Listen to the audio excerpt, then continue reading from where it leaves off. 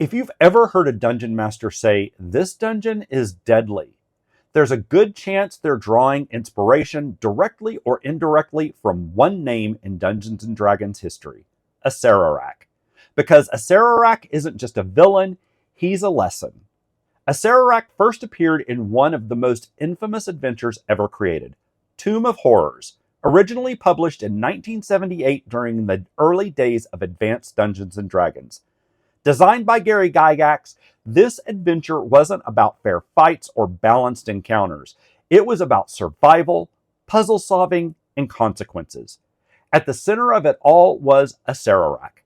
Originally a powerful human wizard, Acererak pursued immortality through undeath, becoming a lich, and eventually something even more terrifying, a demilich. Unlike typical liches who cling to physical form, Acererak transcended it, existing as a near-immortal consciousness tied to fragments of his essence, often represented by a single grinning skull.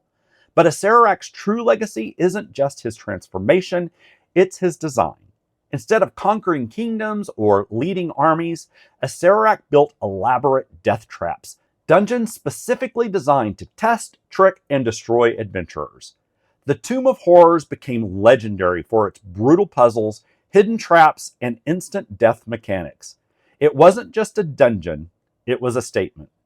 Acererak didn't just want to defeat heroes, he wanted to prove they weren't as clever as they thought. Over the years, Acererak has appeared across multiple editions of Dungeons & Dragons, including the 5th edition adventure Tomb of Annihilation, where his schemes expand beyond a single dungeon into world-threatening stakes involving death curses and soul manipulation.